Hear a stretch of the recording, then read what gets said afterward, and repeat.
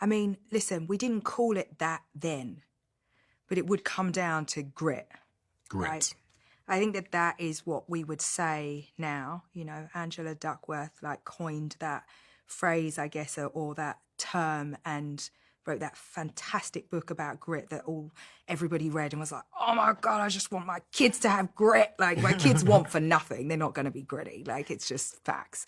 They're going to hear that. You don't grow up in Bel Air gritty, you know? But I think that if I think about what it is for me and still is, I'm just gritty.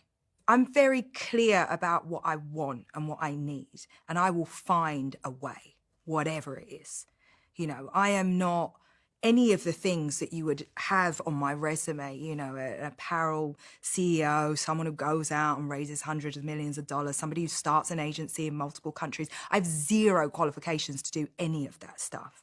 I will just make it happen because I'm in the moment, I see the opportunity, and I am prepared. And I'm prepared because it's like I have done all the work to get to the point where that thing that is in front of me, I will make it happen. I've done enough work to say, okay, like I can take this to that next place. And is that grit an ember that life blew on?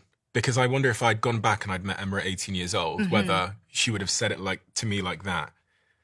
So No, Emma at 18 years old would have been like, it's so interesting. You know, we don't have yearbooks in England, but if we did, I reckon I would have been like the most likely to succeed. I don't think anyone at school was like, oh, she's a bit of a waistcoat. No, it's like I had that mentality that I was away from the pack, that I was going to do something special. But also my mentality was like, whatever it takes. You know, if I think about the most important words for career advancement, like the three most important words would be like, I'll do that. That was me. I had my hand up my whole life. I'll do that. Like every single time. Anytime anyone has asked me, whatever it took, wherever I've been, in whichever workplace, I was like, I'll do it. I'll do that.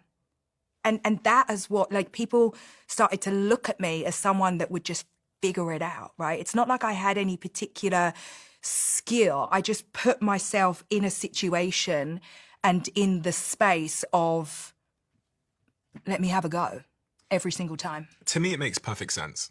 It makes perfect sense because you grew up in a situation as an older sister where you were playing the role of a dad, where you did have to put your hand up and say, I'll do that.